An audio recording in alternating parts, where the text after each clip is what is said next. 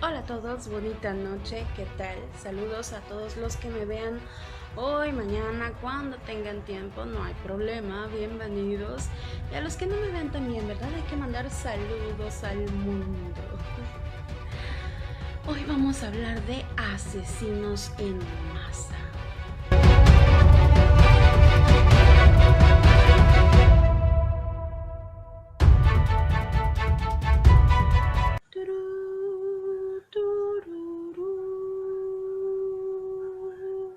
¿Quién no ha visto en una película a un güey que se avienta con una bomba envuelto y de pronto mata a un chingo de personas y para variar se mata él mismo en el asalto?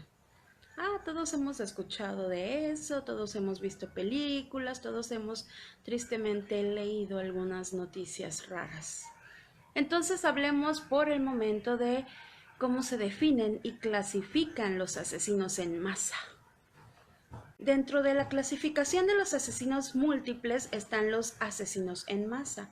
En los asesinos múltiples también están los asesinos en serie. Los asesinos en masa son aquellos sujetos que matan 4 o más personas en un mismo lugar y mediante una única acción.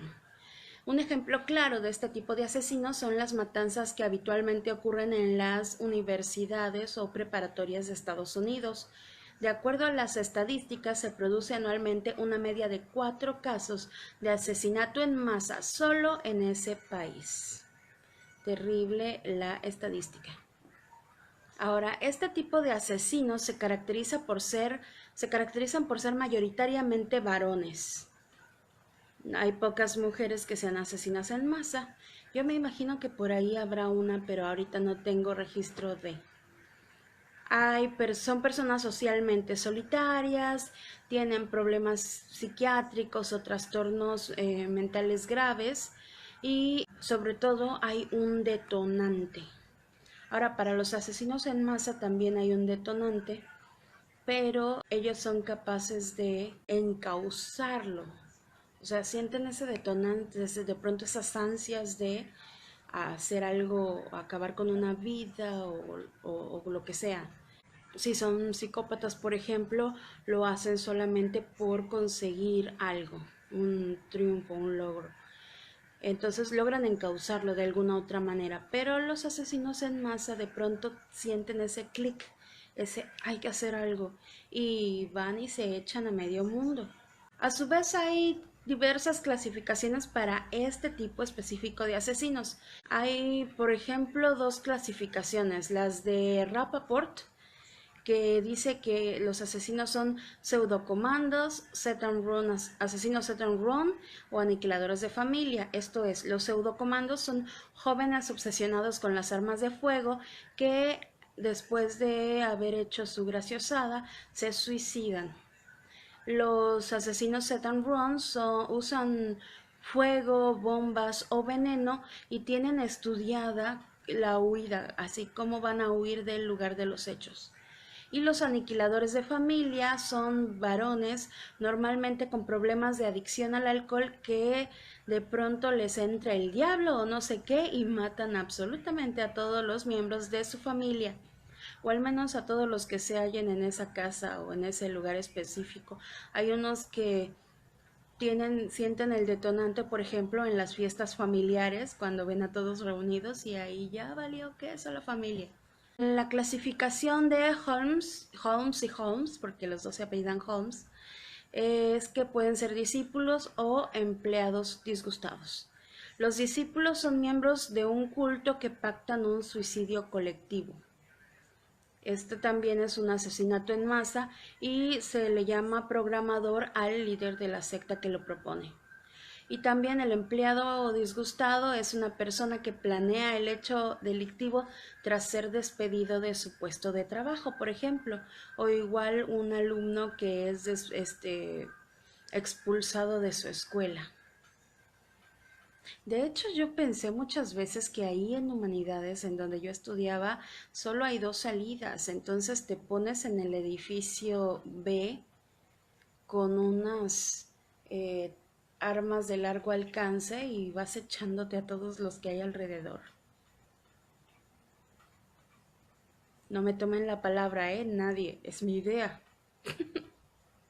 Bueno, dentro de la casuística hay muchos ejemplos de tipología de asesinos, como el caso de Cho Seung-hui o Eric Harris y Dylan Klebold, que son los más conocidos.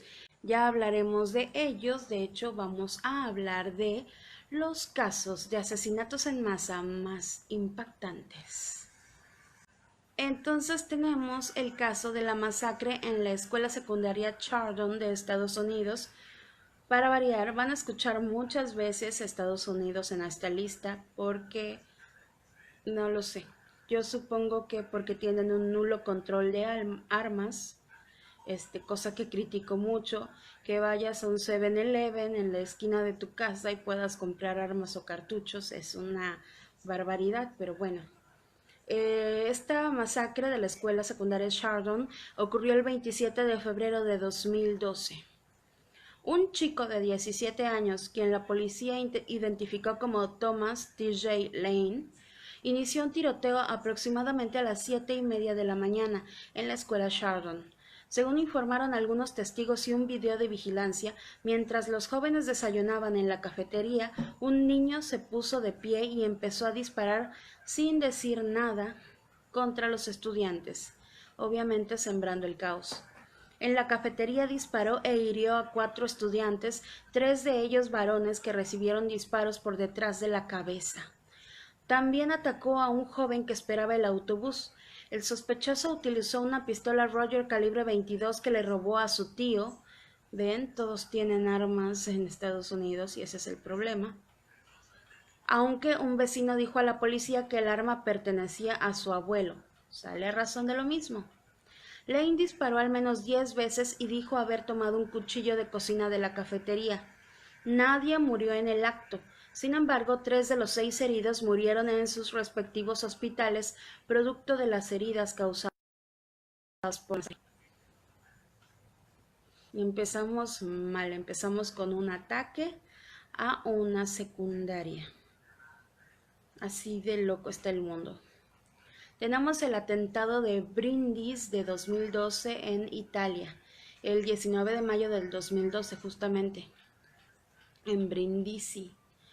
La historia es que el ataque tuvo lugar en Brindisi, Puglia, en la mañana del sábado 19 de mayo del 2012, cuando a las 7:45 de la mañana, hora local, 3 cilindros de gas detonaron frente a un contenedor de basura, cerca de la puerta de entrada de una escuela secundaria llamada Morbillo Falcone, cuando los estudiantes estaban ingresando. El autobús acababa de descargar más estudiantes. Los cilindros, que estaban atados juntos, explotaron al lado de la estudiante Melissa Bassi, de 16 años, que tomó toda la fuerza de la onda expansiva y sufrió heridas terribles que incluyeron quemaduras en el 90% de su cuerpo y la pérdida de un brazo. Ella murió poco después en el hospital. Otra estudiante de 16 años, Verónica Capodieci, resultó gravemente herida con lesiones torácicas y abdominales. Otros 4 estudiantes, incluyendo a la hermana mayor de Verónica, resultaron con heridas y quemaduras graves. Una niña corría el riesgo de perder las 2 piernas. Sus compañeros de inmediato se apresuraron a ayudar a las víctimas antes de que las ambulancias y la policía llegaran. Los estudiantes heridos yacían en el suelo con el pelo y la ropa quemada. La pared de la escuela cerca del epicentro se mostraba extensa y abrasadora, y la calle estaba llena de libros, papeles, mochilas, vidrios rotos que cubrían el pavimento.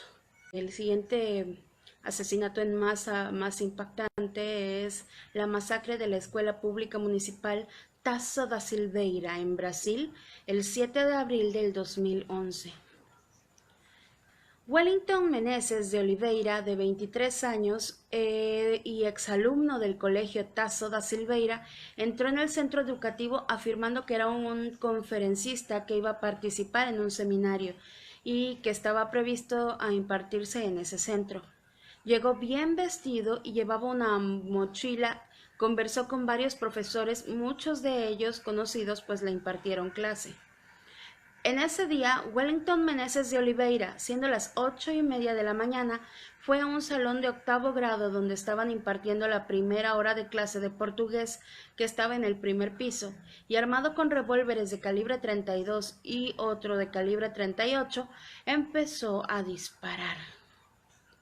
Siguió su derrotero hasta el segundo nivel y cuando iba rumbo al tercero, fue interceptado por un sargento de la policía, Marcio Avilés, que lo acorraló, le disparó en una pierna y le pidió que se rindiera.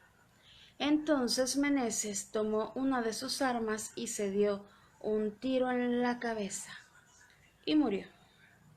La acción policial se produjo gracias a que algunos de los menores atacados lograron escapar y avisaron a gritos a 2 policías que se encontraban patrullando a 2 manzanas del colegio. Estos actuaron para evitar un percance mayor. Ahora, en Brasil esto casi no ocurría, entonces obviamente actuaron como se les dio a entender porque no tenían un protocolo preciso para el ataque en las escuelas. Después del 2011 en Brasil, después de este suceso, es que se empezó a implementar, se enseñó a los policías el protocolo, cómo actuar, qué hacer y todo este rollo. Me parece que hasta contactaron a los gringos y todo esto, ¿no? Porque tristemente los gringos ya tienen experiencia en el asunto. Tenemos a continuación la masacre de Winneden. Winneden, así se dirá, Winneden. Bueno, sé que la W es una V, entonces es Winneden. En Alemania, el 11 de marzo del 2009. Ahora, Kretschmer abrió fuego en la secundaria Albertville a las 9:30 de la mañana. Si se dan cuenta, todos estos asesinos de instituto son muy madrugadores. Yo tendría que irme a una escuela nocturna porque no alcanzo la de la mañana y a lo mejor ni la de la tarde. A las 9:30 con una pistola Beretta 92 semiautomática 9 milímetros. Él no se midió. Que se había apoderado del dormitorio de sus padres. Bueno, supongo que está mal escrito, pero se había apoderado en el dormitorio de sus padres de esa arma. Según testigos, Kretschmer comenzó a disparar a las personas que tenía más cerca o que tenía delante de él en 2 clases, una sala de química y algunos pasillos. Mató a 9 estudiantes de 15, 16 y 17 años de edad, 8 de ellos mujeres, y a 3 profesoras en formación. Tras una llamada a emergencia efectuada por una estudiante a las 9:30, 9:33, hora local, 3 policías irrumpieron en la escuela apenas 2 minutos después, es decir, el asesino tuvo solo 5 minutos para actuar y se llevó 9 personas. El agresor les disparó a los policías que irrumpieron y huyó del edificio. En total, mató a 12 personas en la escuela, no 9, 12. Y casi todas las víctimas fueron de sexo femenino. Algunos especularon que las mujeres eran su objetivo específico. Kretschmer huyó del lugar y mató a un jardinero, otro, de 57 años de edad y de un hospital psiquiátrico cercano. Numerosos agentes de policía aseguraron la escuela y buscaron al asesino por todo Winneden sin éxito. Los informes de prensa confirmaron que Kretschmer estaba huyendo y advirtió a los automovilistas que no recogieran a ningún autoestopista, ya saben, nadie que pidiera ray. A las 10 de la mañana, el criminal asaltó un vehículo Volkswagen Sharon y raptó a su conductor, Igor Wolf, apareciendo en un aparcamiento en Winneden. De allí se dirigió a Wettlingen, a 40 kilómetros de Winneden. Allí el secuestrado pudo abandonar su propio vehículo. Mientras tanto, el asesino, de hasta el momento 13 personas, huyó a pie y el conductor alertó a la policía. Igor Wolf informó más tarde que cuando le preguntó al agresor por qué lo hizo, este le dijo, por diversión, porque es divertido. Según Wolf, el asesino reveló sus intenciones cuando en un momento de viaje le preguntó, ¿crees que vamos a encontrar otra escuela? Wolf dice que cambió rápidamente la conversación. El asesino entró luego en una concesionaria de autos matando a un vendedor y a un cliente. Salió alrededor de las 12:30, iniciando un tiroteo con la policía e hiriendo a 2 agentes y luego, al verse acorralado, disparándose en la sien. Vamos en increchendo, pero esto es que estos alemanes llevan las cosas, ya saben, un paso más allá. Tenemos posteriormente la masacre en Dendermonde, en Bélgica, el 23 de enero de 2009. Aquí los hechos ocurrieron cuando un sujeto llamó al timbre del centro infantil alegando que tenía que hacer una pregunta. Una vez adentro de la guardería en la que se encontraban 18 niños menores de 3 años y 6 cuidadores, se lanzó armado con un cuchillo sobre las cunas de los bebés que estaban durmiendo en ese momento y asesinó a 2 de ellos. Al menos 10 niños, todos menores de 3 años, resultaron gravemente heridos y 2 adultos más fueron operados luego de la agresión pero se encontraban en situación estable. El doctor Ignaz Demeyer, jefe de los servicios de emergencia del Hospital Nuestra Señora de la cercana Aalst, dijo que 10 niños heridos y 2 trabajadores de la guardería fueron sometidos a cirugías en 6 hospitales distintos. Todos los niños tenían varias puñaladas en piernas, brazos y en general en el cuerpo. También dijo que en el instante del ataque se encontraban 21 niños en la guardería y 9 de ellos resultaron totalmente ilesos. En los informes iniciales de la televisión belga se sugirió que 5 personas habían muerto y 20 habían resultado heridas, a diferencia de los funcionarios del gobierno que solo habían confirmado la muerte de un adulto y un niño. Este número fue luego aumentando cuando otro niño murió debido a las heridas que había sufrido. Los funcionarios del gobierno identificaron al adulto como Marita Blindemann, de 54 años de edad, y el nombre de los niños no mayores de 2 años de edad. El perpetrador fue un hombre de 20 años, blandía un cuchillo de 20 centímetros y tenía la cara pintada de blanco con negro alrededor de los ojos. ¿Por qué dejan entrar a un hombre pintado a una guardería? Según otras fuentes, el hombre tenía 28 años de edad con un historial psiquiátrico y judicial en estado de embriaguez y que fue bajo la influencia de drogas que lo hizo. Tras la agresión, el atacante huyó en bicicleta, porque Bélgica, hashtag, y fue detenido a unos kilómetros por una patrulla de policía. Durante la detención, el hombre resultó herido y tuvo que ser ingresado en un hospital de la cercana ciudad de Aalst.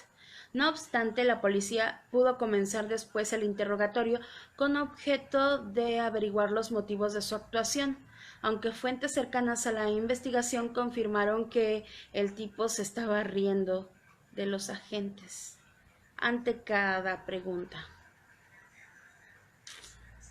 Es gente muy ya fuera de sí la que hace estas cosas.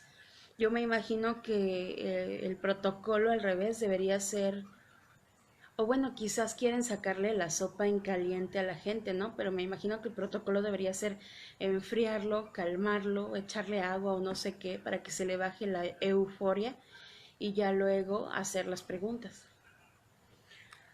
Continuamos con esta ola de masacres con la que hubo en el Instituto Profesional de Kauhajoki en Finlandia el 23 de septiembre del 2008. El asesino Matti Juhani Saari, de 22 años, asesinó a 10 estudiantes con una pistola semiautomática justo antes de dispararse en la cabeza y falleció horas más tarde en un hospital de Tampere. El asesino había sido interrogado días antes por la policía, ya que había colgado videos en YouTube en los que empuñaba su arma pronunciando frases como «Tú eres el siguiente en morir». En varias notas previas a la masacre escribió que odiaba a la raza humana y que la solución era su Walter calibre 22.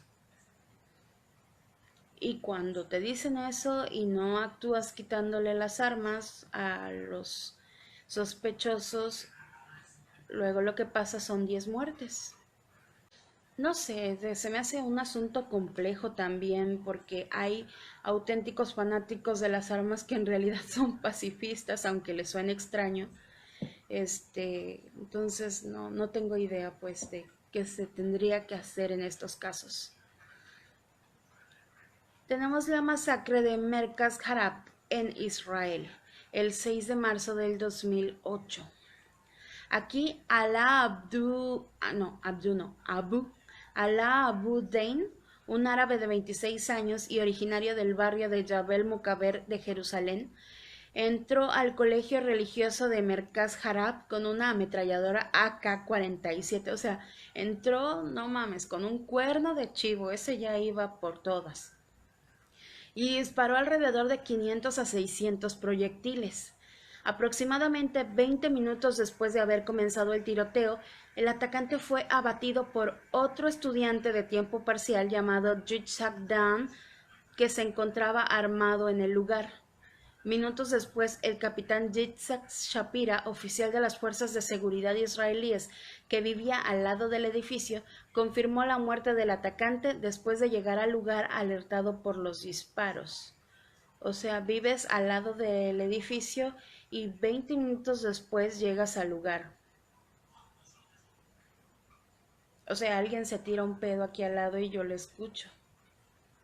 Bueno, me imagino que son más fuertes aquellas paredes, pero qué terrible, o sea, tan terrible es que haya una persona disparando en el lugar como terrible es que otro estudiante también tenga un arma y lo abata.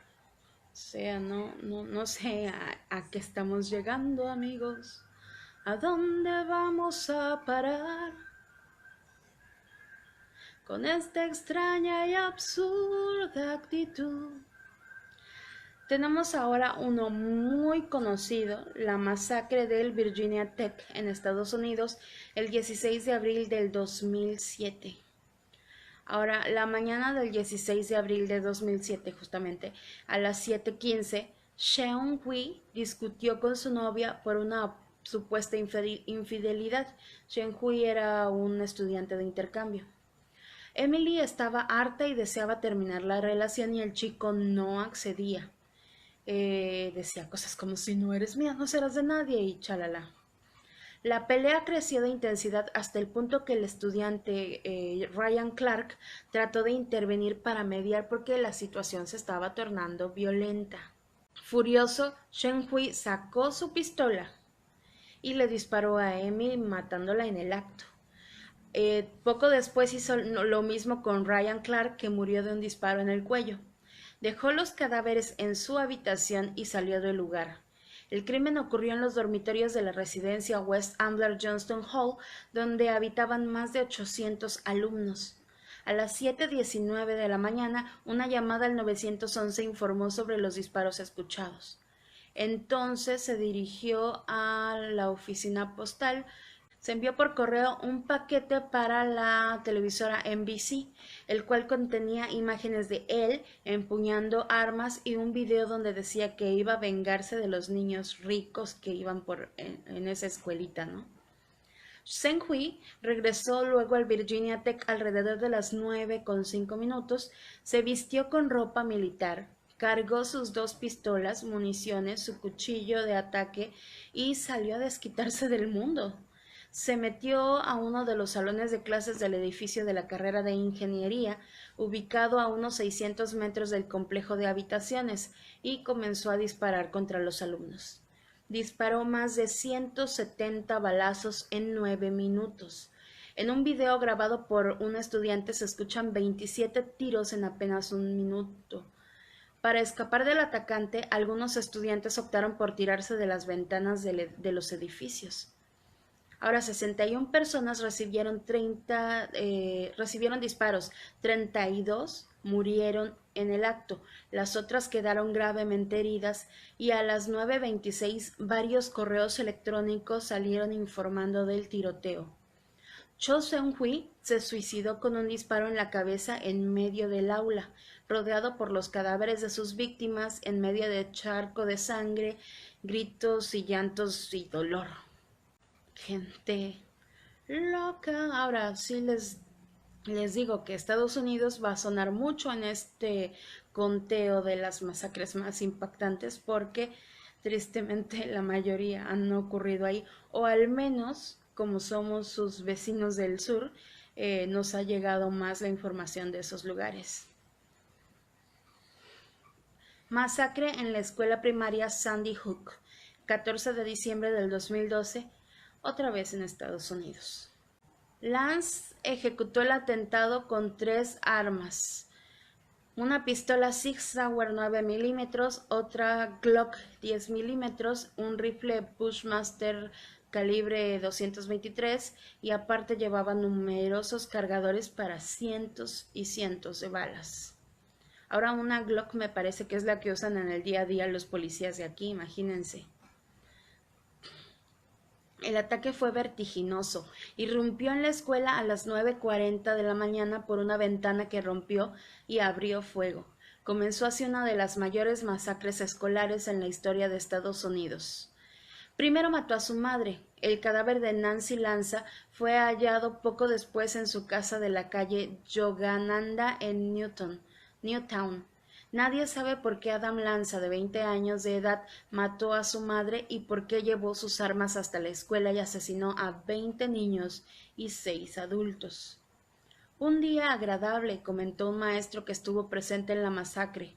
Todos estábamos contentos y ya terminábamos la semana con buen ánimo. Entonces, intempestivamente y como una pesadilla, comenzaron los disparos. No recuerdo cuántos fueron, destacó. Un guardia corría por todos los sitios avisando que alguien estaba armado, sostuvo un maestro. La policía entró al edificio y Adam Lanza decidió terminar con todo. Cuando estaba en la segunda aula, escuchó a los oficiales viniendo. En ese momento colocó la pistola contra su cabeza y se disparó. El suicidio de multihomicida abriría docenas de interrogantes, entre ellas los motivos para perpetrar aquella matanza. Y hay muchas teorías y no hay respuestas. Aquí ya tuvimos nuestro intento de homicidio en masa con lo que ocurrió con el muchacho con el niño, no, muchachito en Monterrey, ¿no? Sí, era Monterrey, me parece.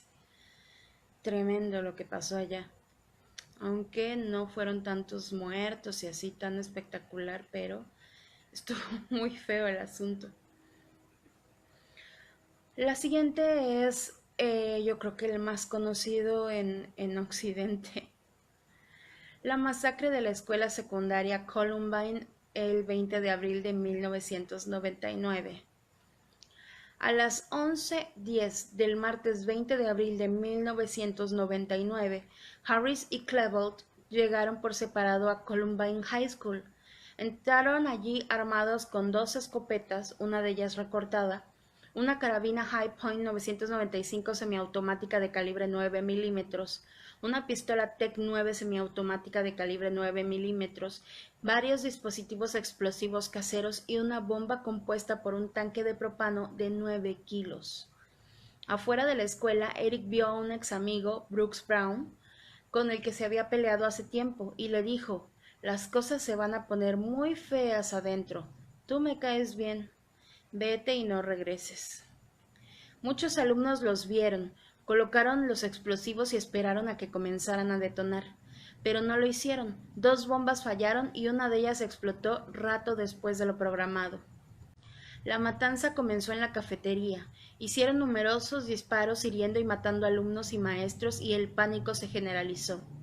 Dylan, vestido de negro, ejecutó al director en un pasillo de la escuela, vengándose porque el hombre lo castigaba y reprendía.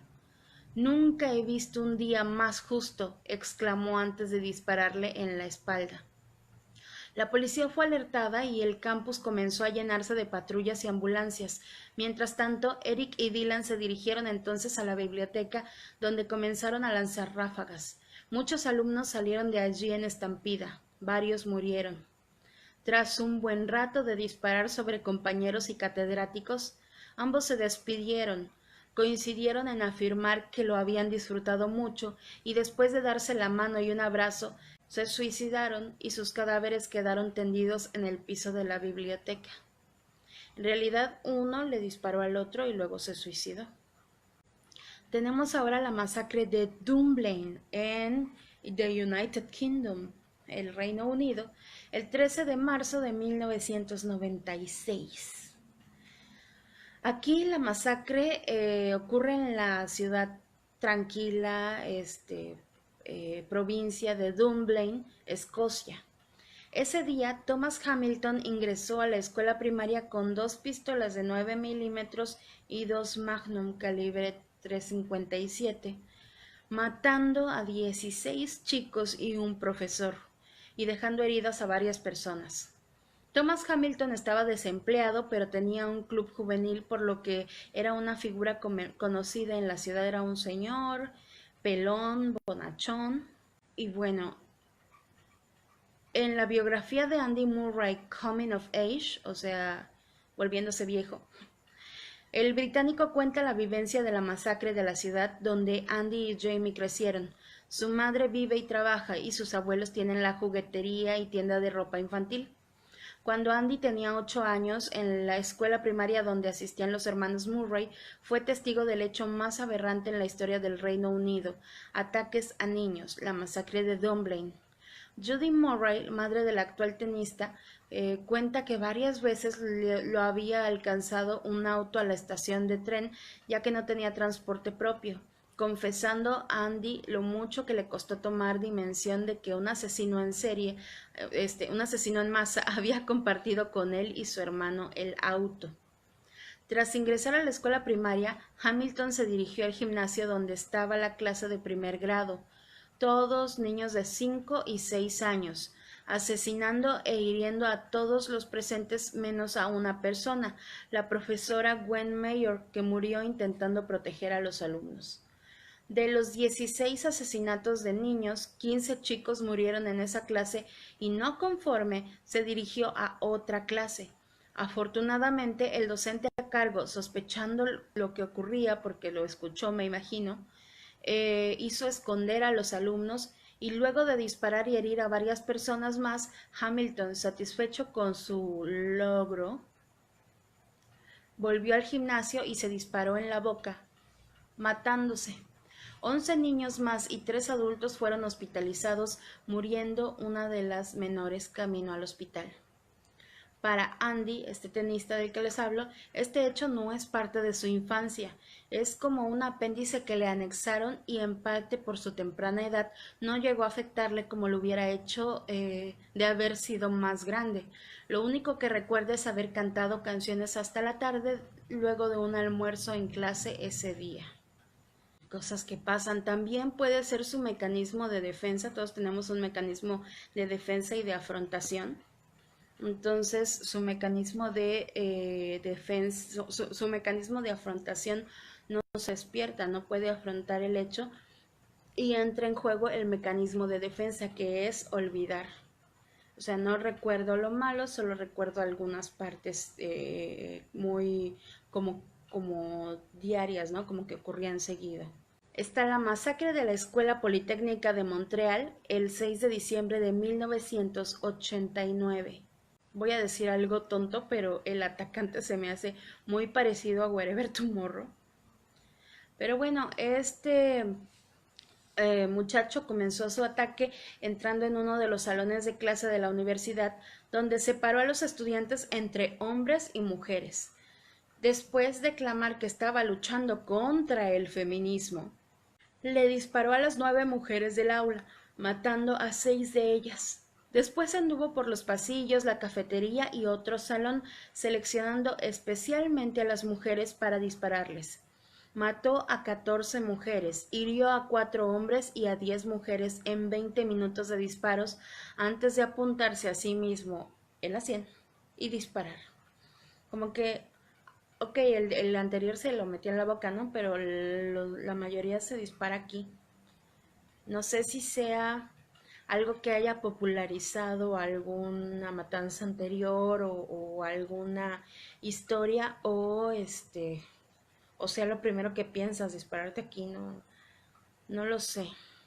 Tenemos la masacre de Maalot el 15 de mayo de 1974. Esto es en Israel. Ahora, el 15 de mayo del 74, un comando del grupo palestino FDLP penetró desde el sur del Líbano en territorio israelí y se dirigió a la ciudad norteña de Maalot. Luego de irrumpir en la vivienda de la familia Cohen, los atacantes asesinaron a sangre fría a la pareja y a su hijo de 4 años. Desde allí prosiguieron en su camino hasta el colegio secundario religioso Nativ Meir, donde tomaron como rehenes por 2 días a 115 personas. Posteriormente, el grupo palestino lanzó un ultimátum al gobierno de Israel que indicaba que debían ser liberados 20 árabes presos en cárceles israelíes o de lo contrario matarían masivamente a los rehenes. Poco tiempo después, el ministro de Seguridad israelí Moshe Dayan se negó a negociar con los secuestradores y lanzó una operación militar de rescate.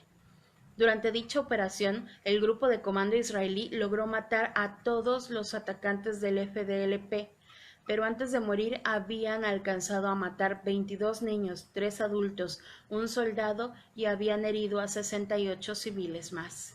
La repercusión que tuvo este hecho en todo Israel y la prensa mundial fue muy, muy grande.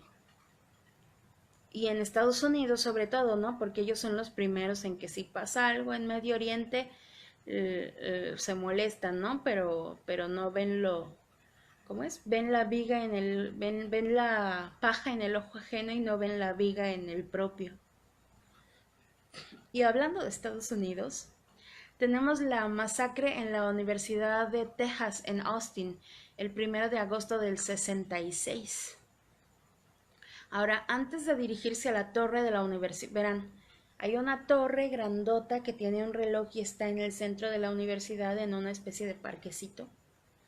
Antes de dirigirse a la torre de la universidad, Charles había escrito su carta de suicidio y del por qué mató a su madre y a su esposa, supuestamente para acabar con el sufrimiento que tenían en este mundo.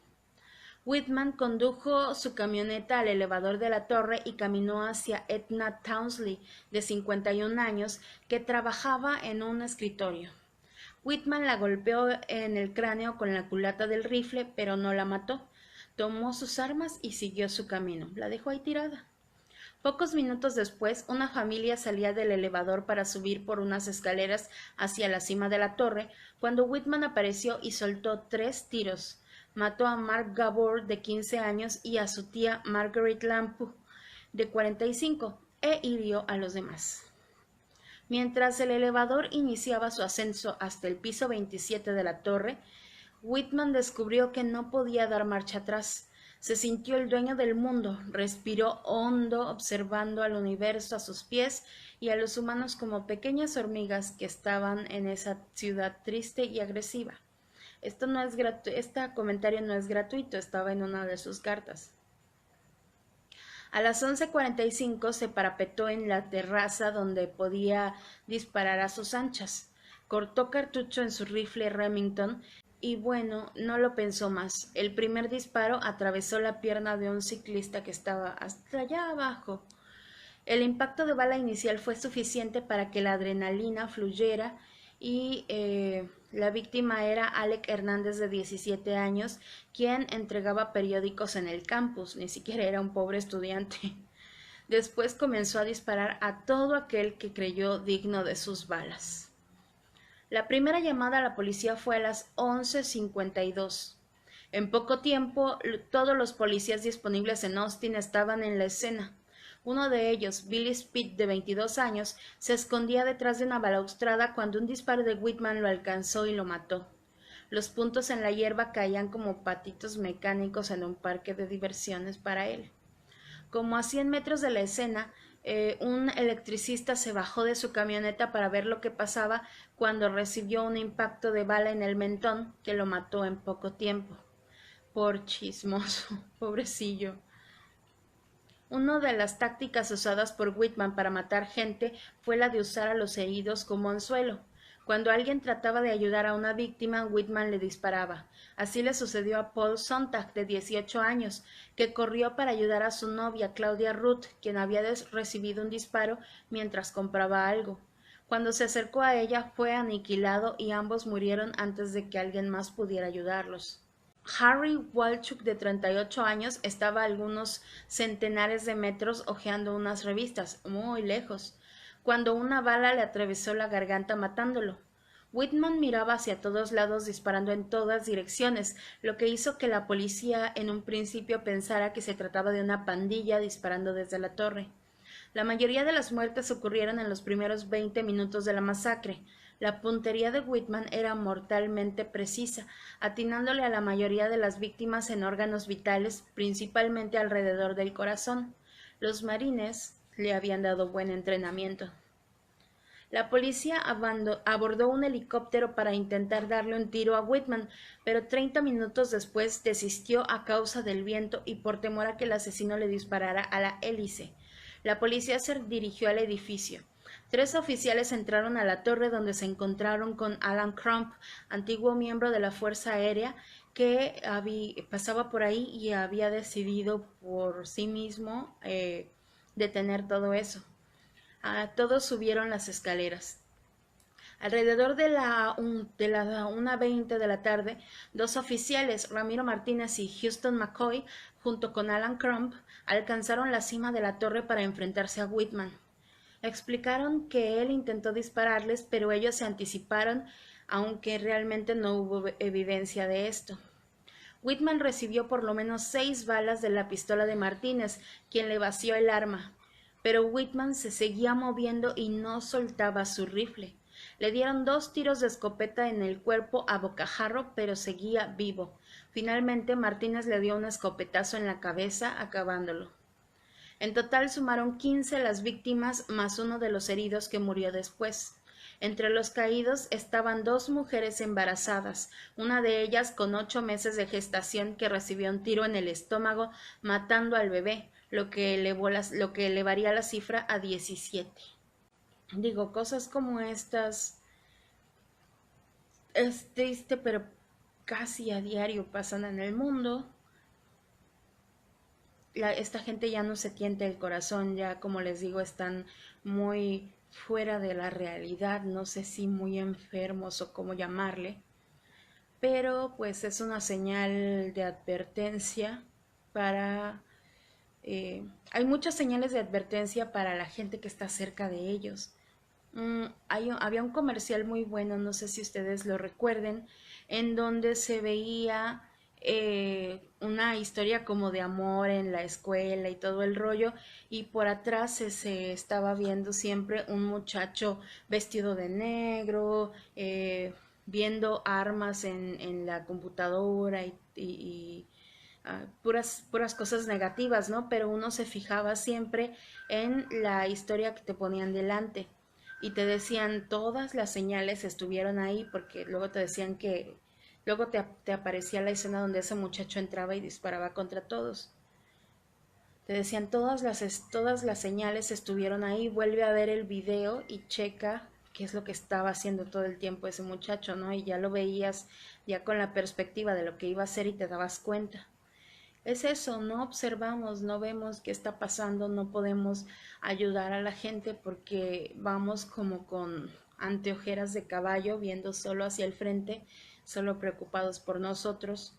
En un mundo ideal eso sería perfecto, preocúpate por ti, preocúpate por crecer, por subir, pero este no es un mundo ideal, es un mundo en el que mucha gente necesita ayuda y ni siquiera lo sabe.